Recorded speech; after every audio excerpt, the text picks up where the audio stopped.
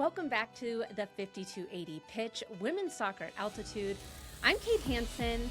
Okay, so today's episode is a little different than usual. I've got a player with me who, well, there's one of the Summit's defenders, someone I've been really wanting to sit down with since I first saw the stats. And when the signing was announced in January, I started digging in and I was like, this is not your typical player. And then at the kit reveal party, Kaleigh Kurtz mentioned how much she was enjoying playing with this player. So then I really started diving in. Yes, folks, I'm talking about Natalie Means.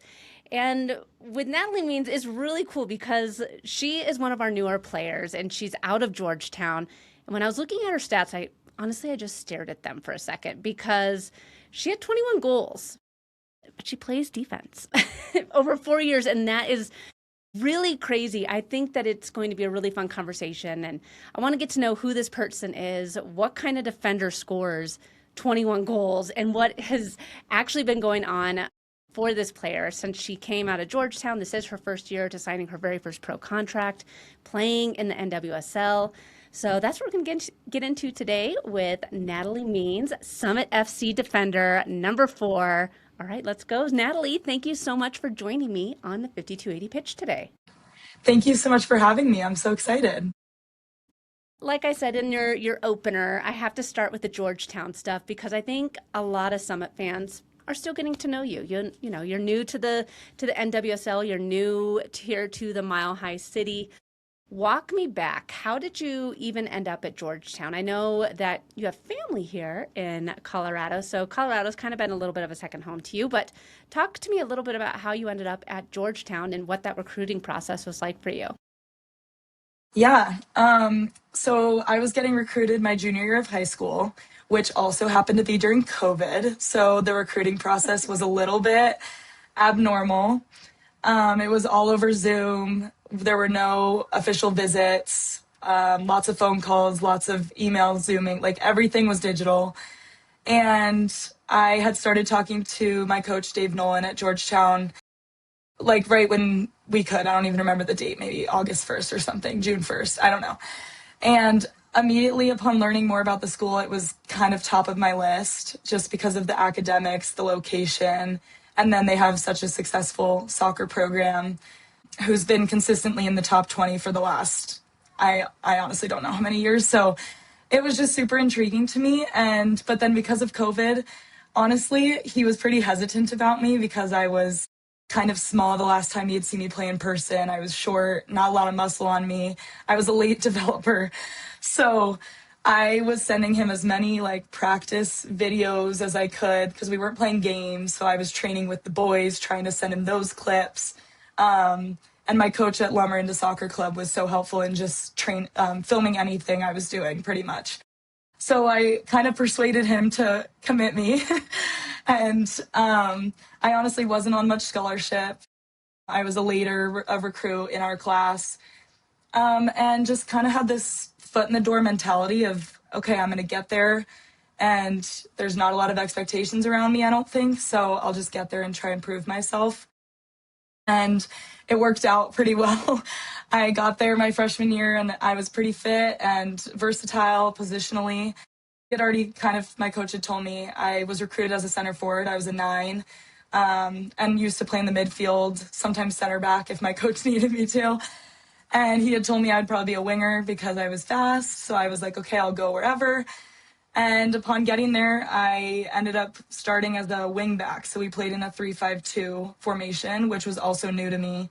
And then being a wingback was very new to me. I never played that formation or really on the widths of the field much.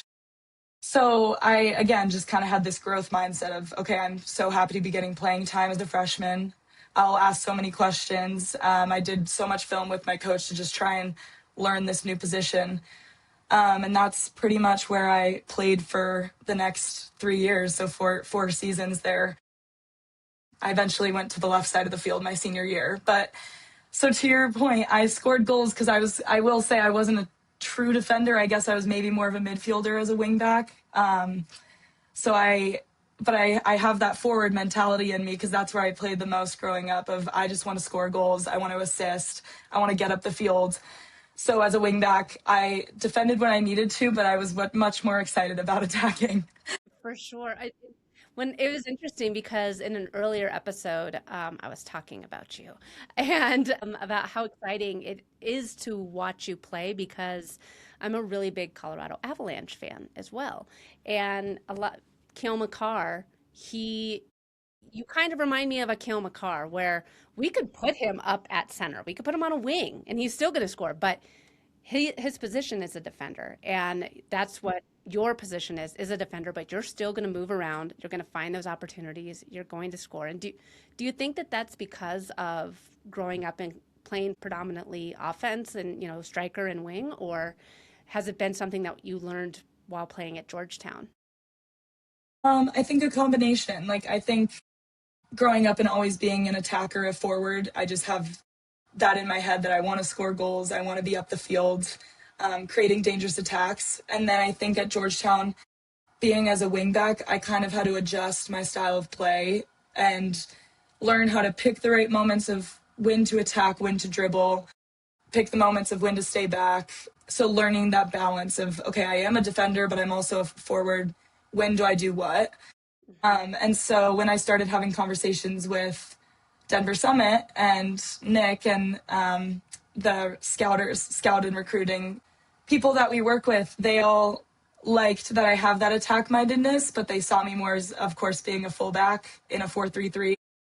So they are hoping and still they see that I'm more of an attacker. So as a fullback, it's picking those moments of when can I go forward, when can I attack without leaving the back line vulnerable. So that's kind of what I'm trying to bring is my own attack mindedness to the position of a defender, which I've never really been a true defender before. Do coaches ever pull you aside and say like, Natalie, maybe still stay back a little bit more, or have they really been encouraging you just to, if you see the opportunity, take it? Nick especially has been very like, if you see the opportunity, take it. He's such an attack minded coach, and his whole style of play is he wants to just attack as much as we can, because the more we're threatening another team, the better for us. Yeah. So it's a good style for someone like me, I think, to come into of they're wanting me to attack. They like when fullbacks, Janine and Carson are also such attack-minded players. Like when we can get up the field and be getting crosses in the box and stuff like that, that's what they want to be seeing from fullbacks. So. Well, and before we move on to playing professionally, was that always your goal? Was it to play D1 soccer? Was it to play professionally? Georgetown isn't typically known for being like a huge soccer school. It's more known for basketball and academics. So let's talk about kind of what were your goals as a kid growing up? Were you looking to have this, was that on your dream board? Yeah, playing professionally was always the dream of mine. And was also playing Division I soccer too. And I think a part of my recruiting process, to your point, Georgetown isn't usually a school that you think of a lot of professional soccer players come from there because it's completely true. Most of the girls in our team graduate and go work a 9-to-5 job. But when it was COVID, the recruiting process, I just don't think I had as much interest as most of the players that play pro might have when they were getting recruited. And I think that could have also been, as I mentioned earlier, I was small before COVID. I hadn't grown. I didn't have a lot of muscle on me. So size wasn't really in my favor.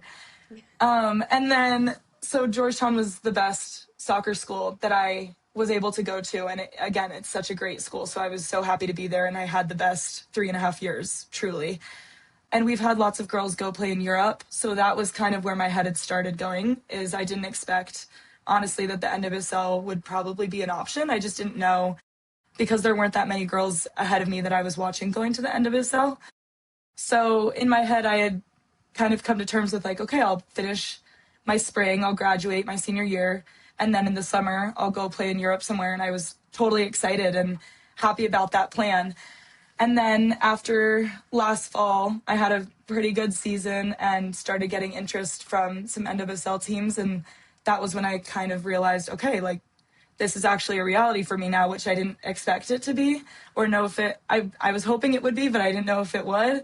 And so I had to change my mindset of, okay, I'm going to leave Georgetown in December and play in the NWSL, which is a dream come true. And I'm finishing my degree online right now. So, Well, yeah. like you use all sorts of free time between being a Yeah. professional athlete and finishing your degree, which is awesome. I'm so proud of you for Yeah. finishing your degree.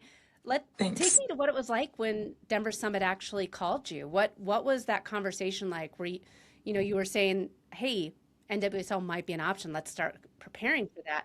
But were you expecting a call from an expansion team like Denver? Were you hoping for it? What was going through your head? Oh my gosh. Yes. Well, I have to preface with the fact that when Denver was announced that they were having a team, I think it might have been maybe 2 years ago. I don't know when somewhere on social media, I saw it. And I have a lot of family. I have family in Denver, and I've grown up visiting Colorado my whole life. I live in California, so it's not too bad of a flight. Yeah.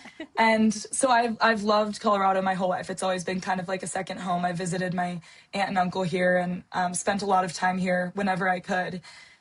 Even last summer, I was spending the summer in Georgetown, and I was like, I need to get out of the humidity. Where do I go? I came to Denver. So I've always loved Colorado. And when they got announced that they were having a team like 2 years ago, my family, we were all like, oh my gosh, how amazing would it be if you could play on the Denver team? And I was kind of like, yeah, it'd be amazing, but we'll see. Like, just kind of didn't know if it would Tempering be a reality for me.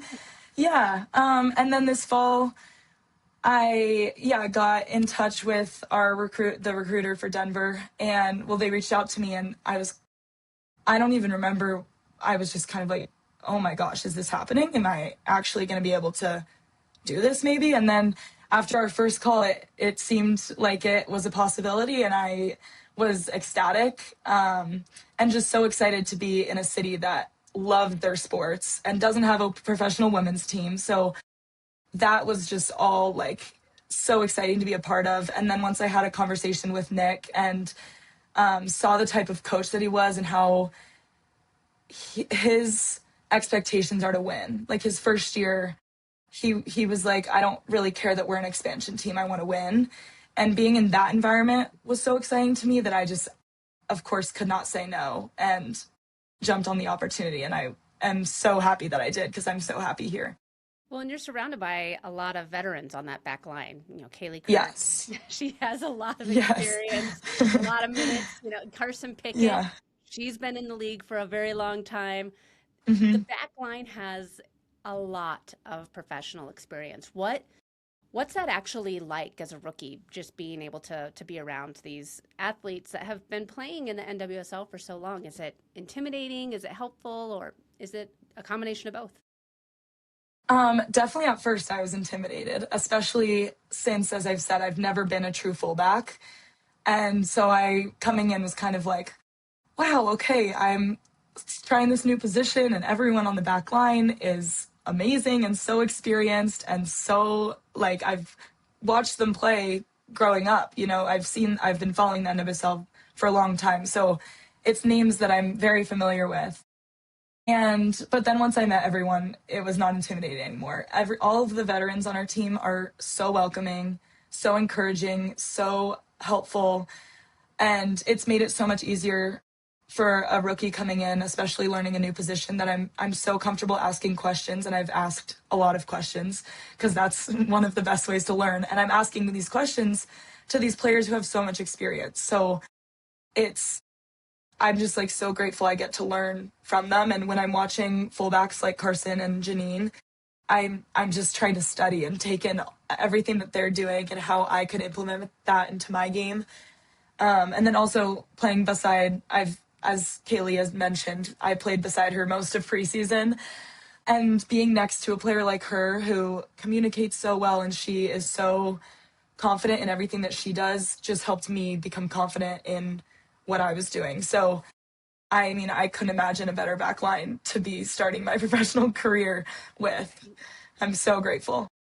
So, what has been the biggest tactical adjustment or mental adjustment from playing in college versus now to the NWSL, the professional level? I think the biggest adjustment would just be the speed of play. And, in college, it's great. And that was an adjustment from high school, of course.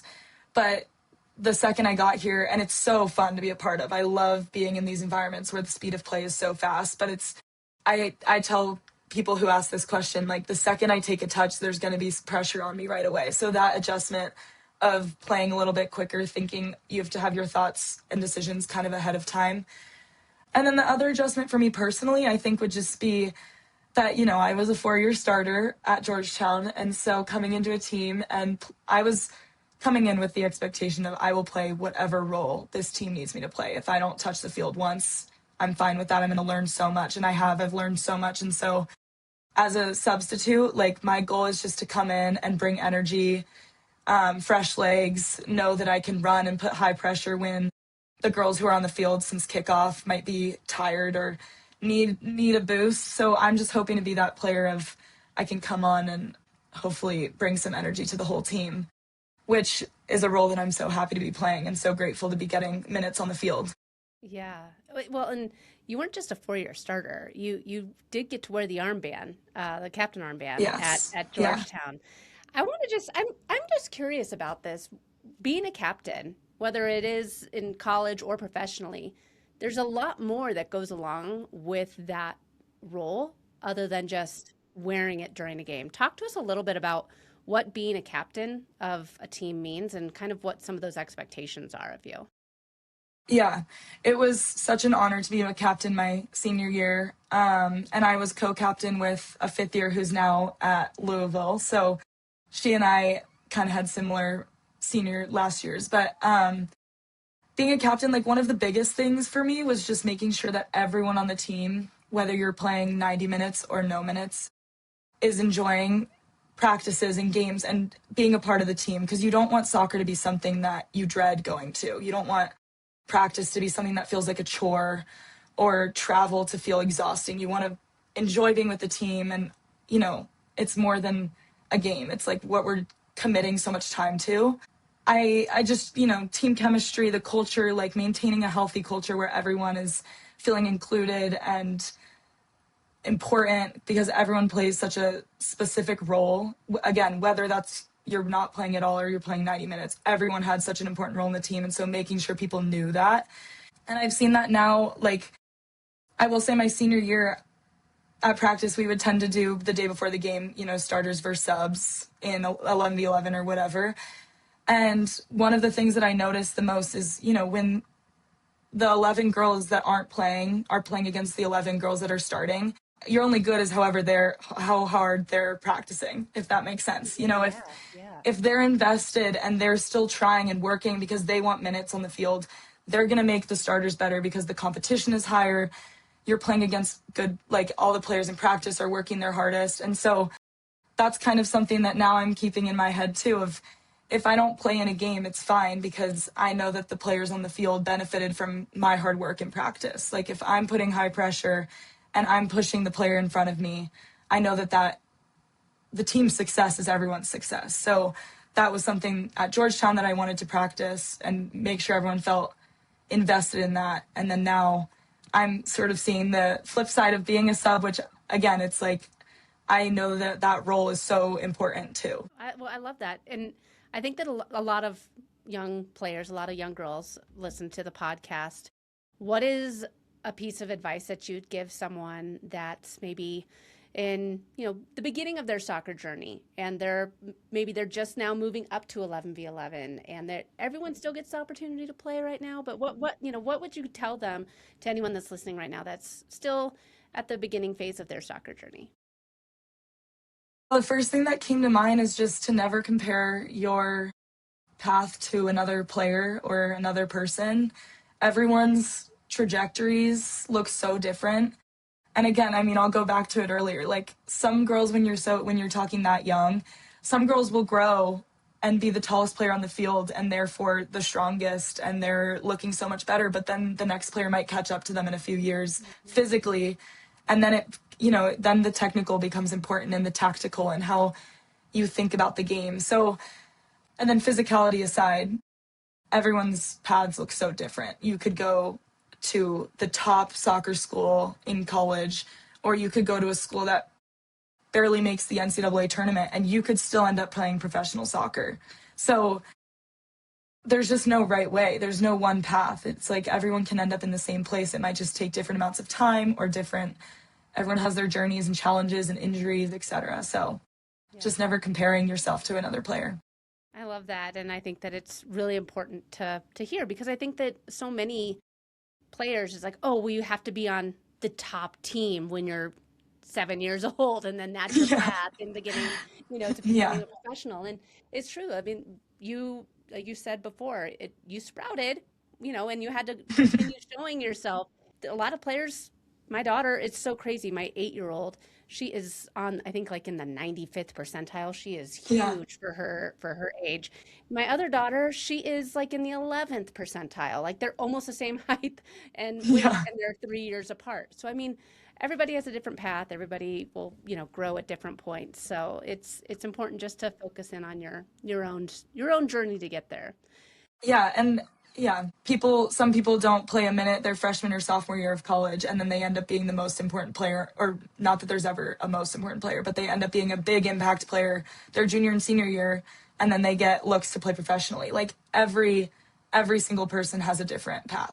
Well, and one more thing on it, but because it's really important. I think that a lot of people get discouraged, like, oh, well, I'm not starting, so then I'm not playing anymore. Like I'm not good enough. A lot of the best coaches, they were the ones that weren't the best on the team because they were sitting and they were learning and they were asking the questions. And sometimes it just takes someone a little bit longer to get to where they're meant to be. Yeah. So with this early season, we have a little bit of a break, which is good. And I mean, you guys have been on the road. I was saying before we hit record here that the scheduling committee didn't do you guys any favor, but before you guys have this 2-week break or 3-week break before your next game against the San Diego Wave, honestly, just your honest take, how do you feel about where the team is right now? Because we have one win against, the reigning champions, which is amazing. Our one loss, no fault of anybody because we played with 10 players the majority of that game. Yeah. And then 3 draws. Abby Smith is playing incredible. It's insane. Talk to us a little bit about what's clicking and what you feel the team is still figuring out. Yeah, well, I think you might have talked about this on a different episode, but defensively, our backline and our goalkeeper are playing incredibly. And Nick has talked to us about, teams are going to get chances on goal. It's just about how you absorb them. And our backline and our goalkeeper have done an excellent job absorbing a lot of great offenses, especially in the last few games. And I think to your point, our first game against Bay, we lost 2-1 and we were a man down. It was our first game ever. We moved past that pretty quickly, I think. And then our next game against Orlando, we got scored on 2. And then since then, we haven't let a goal in. And I think that goes to show, we had some growth to do in those first 2 games, but already after 2 games, you can already see that our backline and our goalkeeping is so strong and able to absorb a lot of good attackers. And then I think offensively, we're still trying to click there, and we're working on it in practice. And it's, in preseason, you see we can score goals. We've scored 5 against San Diego in preseason, and Utah, we scored 2, I think. And we know that we can score goals. It's just, I think, a matter of adjusting in the game to the opponent we're playing, because you can do as much film as you can, but at the end of the day, it's how you adjust while we're playing the 90 minutes of soccer. And I feel so good about where we're at, and I think so does most of the team and our coaches. We've tied really great teams. This first stretch of games have been some of the toughest competition in the league, and we've managed to have shutouts and get points on the road. And so looking at our whole season, we're going to have more home games with less strenuous travel. I was gonna say with a little bit of a smaller crowd too. It's not gonna be Yeah, 63,000 at every game. I'm sure true. that was a I little know. bit of a I will say heavyweight too. my expectations are like now through the roof. We're gonna need our fans to show up because now I'm like, where are the 63,000 at our game? Yeah. Like when we traveled to Seattle, I was like, this is nothing. Where is everyone? Like, wait, no, No, what?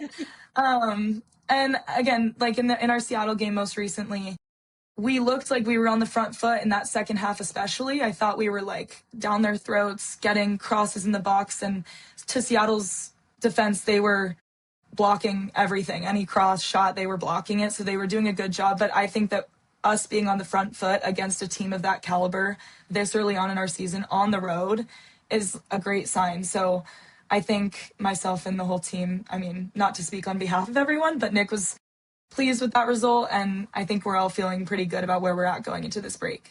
Well, that Seattle game was no joke. They were one of the top Yeah. teams, and they Yeah. went 3 goals. They had 3 wins. So, I mean, they were really a team that was on fire to go in and Yeah. get a clean sheet. I know that a lot of people that maybe don't watch a ton of soccer are like, oh, 0-0. Well, who cares Yeah. about soccer scoring? I'm like, Not the that most doesn't exciting. Yeah. understand. Yeah, like there was still so many great opportunities, a lot of good Yeah. chances. You guys were up against, the U.S. Women's National Team goalie. It was a very difficult task, and I think that for a team that's been playing together for 5 weeks, you showed that Denver belongs in the conversation. I think that playoffs is a very realistic goal for this team, and Yeah. yeah, I think I mean, and you guys are showing that you belong.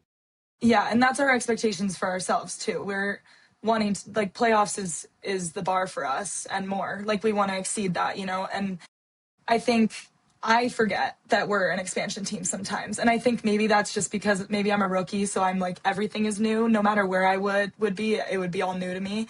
But truthfully, I forget that we're an expansion team because our expectations are winning a championship our first year. Like, and we're playing well against these top teams who have had so much success in recent years that we're feeling good. It's like, who cares that we're an expansion team? We're here to compete with the top teams right away. So I forget that we're expansion sometimes. And then Nick will remind us, like, we've been together for 3 months. And I'm like, oh, Yeah, it's pretty good. it's true. Yeah. It's true. I mean, you guys are not playing like an expansion team. I feel like there's a lot of, and the things that aren't clicking just yet. The hey, I'm gonna pass back, you make the run. We've seen that between Ryan and Sheehan, which makes sense. But I feel like all those type of just knowing how the other player plays is going to come very, very soon. I feel that second half of the season is going to be watch out, Denver Summit. They're clicking, and Yeah. right now it's just learning how each of you play, like who runs and who stays back, who zigs when the other zags. Yeah, So totally. with this being your first pro season, inaugural season for the club, 30 years from now, like you were here for all of it. You could say you're here to build the culture, to build the stadium, to build the fan base. The first game, the first win, all of it. What do you want people to understand about this team, this group of players that's on the field and taking the pitch right now? Oh gosh. Well, first off, like, just thinking about it in 30 years, I'm already right now just so grateful to be a part of it because and I sometimes it takes my breath away when I think back to the home opener and being on that field and looking up and seeing so many fans and young girls and boys. Like, I was honestly picturing myself at that game because I've been at so many big soccer games watching the girls in the field being like, oh, I want to be there. And then I was on the field and it was just kind of a moment of awe for me. And that game is a game I don't think I'll ever forget, especially it being my first year. And I know some girls, the veterans on our team, haven't even experienced that. So that was so special to be a part of. But I think this group of girls, the reason what we're building is special and so far looking successful, is because we're all, like, off the field. Really, everyone's close, just a good culture between us and the staff too. Our whole staff it's all just like healthy competition.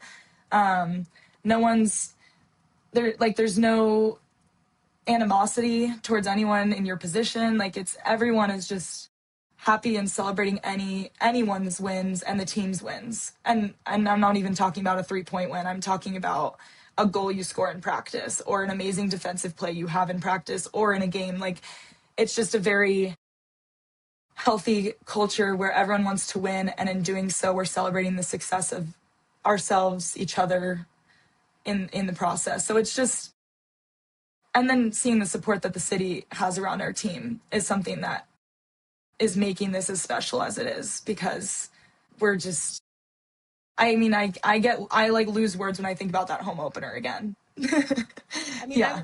it was incredible. And it was the first time that my girls who had ever been to Mile High Stadium, Hmm. they've never seen a Bronco game there or a concert or anything like that. And for them to walk, I remember we were walking and they're like, wow, this is a really big stadium. Because we've gone to Avs games, we've gone to, the Rapids games. For them to walk in and be like, this is really big, and see the fireworks and then parachuting in and then the flyover, Flyover, I know. everything. And then I don't know, when Abby was on, she was like, you guys started like doing something in the stands and the whole stadium was vibrating. I was like, oh yeah, that's we do that. And she's like, you guys, they have to build a stadium at, Santa Fe Yard so that you can do that there too, because that was incredible. So I mean, like, I just Yeah. can't even imagine being on the field for that, and Yeah. all the opportunities that, kids in the stands, hopefully, the NWSL is new. It's Mhm. new-ish, but Yeah. you guys are really paving the way for the next generation. And I'm sure that there was hundreds of kids that were there that were like, I could maybe do this one day. So special moment for all of us there, even if we Yeah. were in the stands, not on the pitch. So, yeah. Totally. Yes. So last question. What is one thing that you're working on right now? Like, what part of your game do you go home thinking about after training? Like, this is one thing I want to get better at, or this is one thing I know I can take to the next level. The Denver fans haven't even seen X from me. Great question. I think for me personally, it'd probably be just defending maybe 1v1s specifically. Because again, as I mentioned, I've always been a forward. And then even as a wingback, the defending, it's different angles. So even though I was more defensive in that position, it's like I usually wasn't front 1v1 with a player. It was like I was chasing someone down. So it's like learning the different angles of approach and then how to move my feet or change my like my hips, like those intricacies that honestly in college they don't really focus on because they don't have time to teach people about them. Those are the things right now that I'm working so hard myself and with the coaches, and again talking to the girls in the back line, like, what do I do in this situation? How should my body shape be here? So I hope the fans, soon I'll be making awesome 1v1 defensive plays and they'll see that from me, because the attack, dribbling, that's kind of my strong stuff right now. So I'm focusing on the defensive end of things. Well, I love it. And again, Yeah. anybody that hopefully I'm hopeful that we get to see you take the pitch a little bit more regularly soon, because from what I saw in preseason, I think that it's going to be exciting to see you on the field, because it's unique, and hopefully we see you scoring goals and shutting down people that are on breakaways. And I think it's going to be great to have you a part of this team for the next few years. So. Thank you. Yeah. Well, Natalie Means, number 4, Denver Summit rookie from Georgetown. Be sure to keep up with her. Follow her on Instagram. Natalie, where can people keep up with all of your happenings and become a super fan? Yeah, my Instagram is Natalie Means _, I think. And yeah, no, thank you so much for having me. I was so happy to just talk soccer and Summit and how I got here, because I'm, again, so happy and grateful to be here. I love this city. I love my team, and all the fans are so amazing. So I'm so excited to have more home games coming up. And I'm just so excited for the rest of the season and yeah, what's to come. Well, okay. I did say last question, but I have to ask you: have you made it out to Red Rocks or any of like those key places in Denver? Like, where's somewhere that you maybe haven't been to in Denver? That's kind of a Denver staple. That Yeah. now that you're living here, you're able to go and check it out and really see that Colorado landmark. Yeah, I hiked Red Rocks years ago when I was visiting when I was young with family, but I haven't been to a concert there, and that's top of my bucket list is to see a concert at Red Rocks. So I think this summer that might be on my schedule. Just this weekend, we hiked, I think it was called St. Mary's St. Mary's in Glacier. Idaho Springs. Yes, Glacier. That was beautiful. So I loved seeing that. What else is on my list to do? This summer I'm gonna go whitewater rafting in Glenwood Springs because my You're gonna love brother it. my brother actually works there. So if any of you go to Glenwood Springs, you can look out for another Means. He's my twin, so maybe we'll look alike. So, I have some things on my definitely once summer comes around, the weather will be nice. I want to go out more, but maybe with this international break right now, I'll be able to get some things done. So if people have recommendations, let me know. Amazing. Well, Natalie, thank you again so much for joining me on the 5280 pitch. It's going to be a great season, I know, this year, and it's going to be a lot of fun watching you. Thank you so much for having me.